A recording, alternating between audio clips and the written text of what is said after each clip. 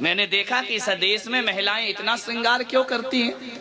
पैर से लेकर सिर तक श्रृंगार ही श्रृंगार, सारे श्रृंगार महिलाओं के लिए हैं, आदमी के लिए कोई श्रृंगार ही नहीं है। ले दे के रामलाल एक आध चेन पहन लेगा, अंगूठी पहन लेगा, सज गए बोले हो गए तैयार। महिलाओं को तो सिर के बाल से लेके पैर के नाखून तक श्रृंगार है। आखिर मैंने सोचा इस देश में महिलाओं को इतना श्रृंगार क्यों करती है, इतना मेकअप क्यों किया जाता है। उसका एक ही कारण जहां तक मुझे समझ में आया, आदमी इसलिए नहीं करता है क्योंकि आदमी जलाने के लिए मुर्दों को शमशान में जाता है और जलते हुए मुर्दे को देखकर जिंदगी समझ में आती है, और महिलाएं शमशान में नहीं जाती हैं, इसलिए भौतिकता को ही जीवन समझकर ये महिलाएं आने लगे ना तो तुम्हारे 80% खर्चे खत्म हो जाएंगे। इन्हें लगेगा कि यार क्या रखा है जिंदगी में, सज लो सवर लो कुछ भी कर लो, माटी का पुतला माटी में मिल जाएगा। ध्यान रखिए, ये मरघट में शमशान में नहीं आती हैं, यही वजह है कि इन्हें संसार समझ नहीं आता है। मान्यवर ध्यान रखिए। कल यहाँ के आयोजक समिति के लोग मेरे पास पहुंचे, बोले आप क्या कहना चाहते हैं महाराज, हमने बड़ा सुंदर खूबसूरत शमशान घाट बनाया, मुक्ति धाम जिसका नाम रखा है। तुमने मुक्ति धाम रखा है और मैं मुक्ति पथ का पथिक हूं। ध्यान रखिए, मैं मुक्ति की साधना कर रहा हूं। अंतर इतना है कि तुम एक जन्म की मुक्ति देते हो और मैं जन्म जन्म की मुक्ति की बात करता हूं।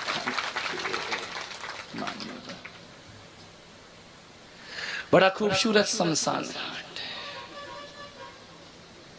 मैंने अपनी जिंदगी में इतना सुंदर देखा नहीं। अब देखा क्या, पहली बार आया हूं, बार बार तो मैं जाता नहीं हूं।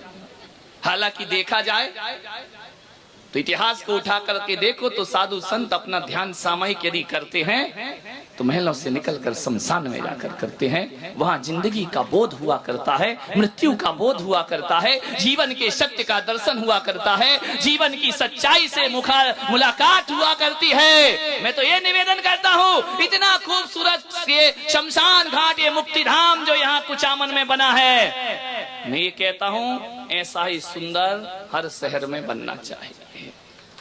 कारण और शहर में ही नहीं बनना चाहिए।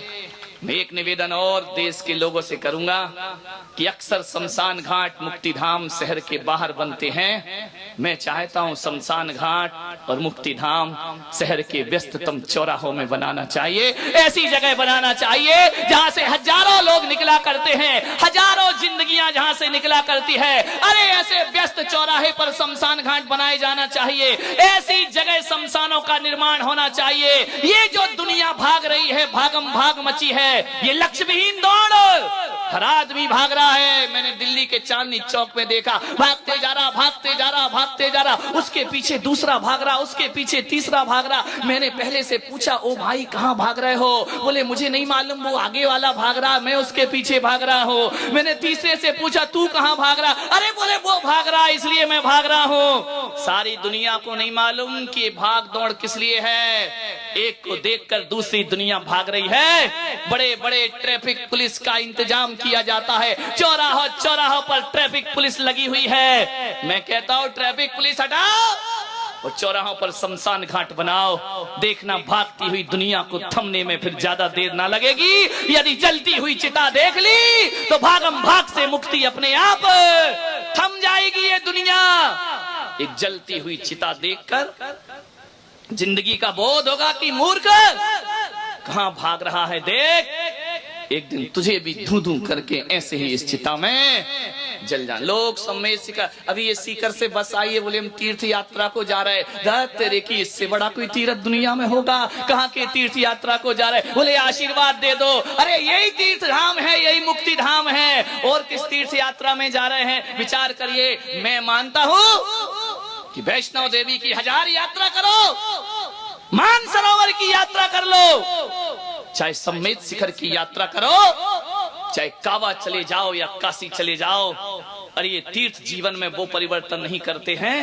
मैं तो कहता हूं तीर्थ यात्रा करो या ना करो, रोज आदमी को शमशान की यात्रा जरूर करना चाहिए, क्योंकि जो जीवन शमशान बदला करता है, जो जीवन जलती हुई चिता बदला करती है, वैसा परिवर्तन शायद अब तुम्हारे तीर्थों से होने वाला।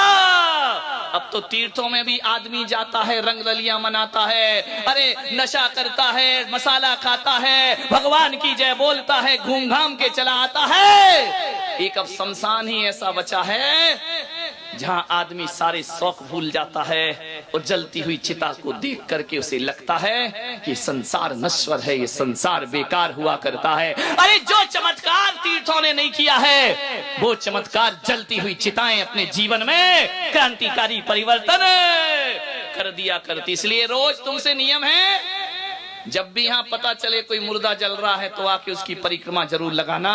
अरे मंदिर की परिक्रमा भूल जाओ, लेकिन मुर्दे की परिक्रमा कभी, वही जीवन की सच्चाई और हकीकत हुआ करती है। मानिए, कुछ लोगों को ये भ्रांतियां हो गई हैं कि जहां पर जैन मुनि रहते हैं वहां पानी नहीं गिरता है। मैं उनसे कहता हूं, यदि आंखें हों तो देखें इंदौर में क्या हो रहा है, पानी ही पानी हो रहा है। और ना जाने मेरे साथ ऐसा क्यों होता है। मैंने जयपुर चातुर्मास किया, 6 साल से वहां पानी नहीं गिरा था। और जिस दिन हमारे कलश की स्थापना हुई वहां झमाझम बरसात हो जाया करती है। यहां पर हमारे वो लोग भी बैठे हैं जो हर चातुर्मास में जाते हैं। नागपुर में स्थापना हुई, झमाझम बरसात हुई, ग्वालियर भीगा, आगरा भीगा, मुंबई के भीगने की तो बात ही मत करो। सूरत में पानी, उदयपुर पानी, बांसवाड़ा पानी, और कहते हैं कि इंदौर में पानी नहीं था, इस बार पानी ही पानी हो गया। लोग भ्रांतियां पाल लेते हैं। ये बहुत गलत धारणा पूरे देश में व्याप्त है, कुछ लोगों में, गांव के लोगों में, कि जैन मुनि जाए वहां पानी नहीं गिरता है। आज तो इतना गिर रहा है भाई कि लोग प्रवचन में नहीं आ पा रहे हैं। ध्यान रखिए। मैंने कहा था ना इंदौर वालों, दशहरा मैदान में जो प्रवचन होंगे, ऊपर से ऊपर वाला बरसेगा और नीचे से मैं बरसूंगा। आप ऊपर से भी भीगेंगे और अंदर से भी भीग जाएंगे। ध्यान रखिए, हरियाली ही हरियाली है।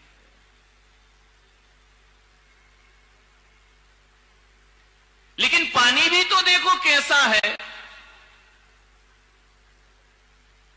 अभी तक के प्रवचनों में दिन भर पानी गिरा, लेकिन प्रवचन के समय नहीं गिरा। आज भगवान ने कहा कि चलो यार, प्रवचन में भी थोड़ा बरसा देना चाहिए, नहीं तो प्रवचन की बात ही गिरा है पानी। कोई बात नहीं, भीगते रहो।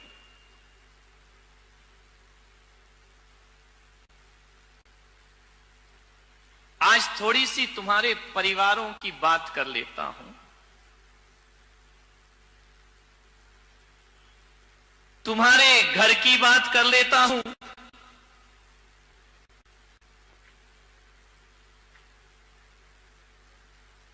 परिवार को चलाना है, परिवार को जीना है, परिवार को मजबूत बनाना है। प्रत्येक सदस्य का यह कर्तव्य होता है कि वह यह संकल्प कर ले कि किसी भी परिस्थिति आ जाए, हम अपने परिवार को कभी टूटने नहीं देंगे। ध्यान रखना, पहले के लोग ये सोचा करते थे कि हमारा परिवार कैसे एकजुट रहे, कैसे बंधा रहे, और आज के सोचते हैं ये परिवार कैसे टूट जाए। ध्यान रखना, एक रखो परिवार।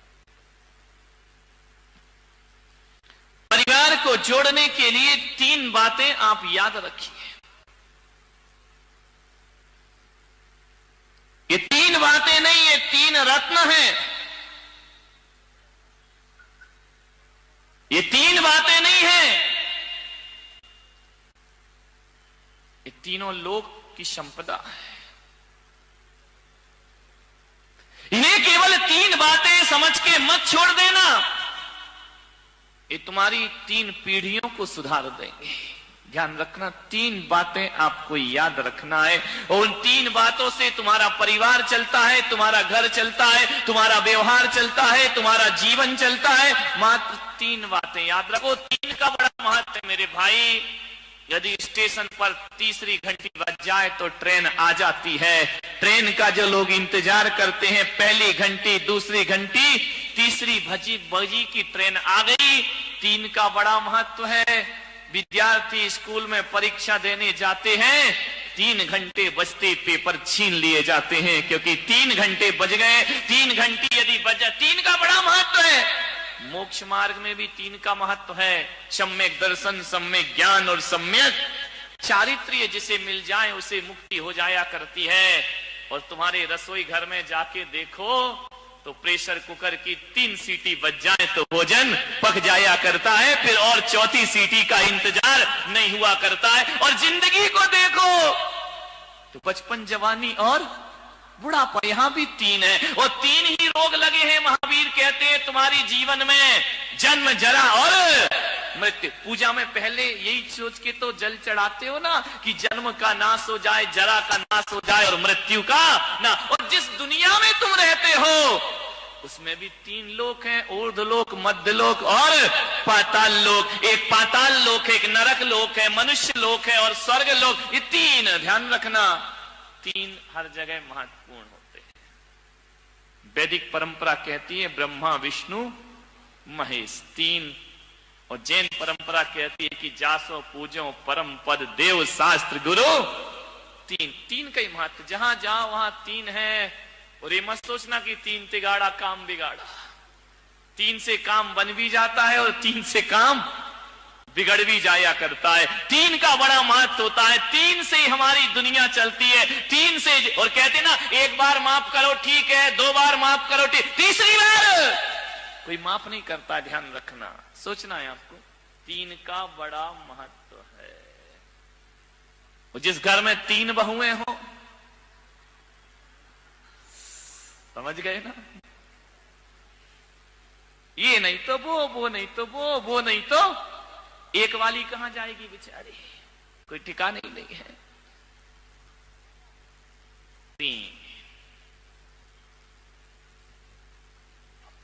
3 बातें याद रखिए परिवार को संगठित करने के लिए।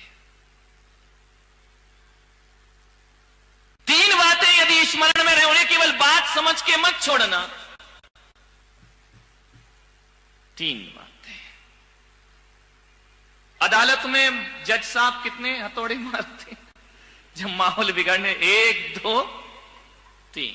ध्यान रखना, 3 के बाद फिर कुछ नहीं।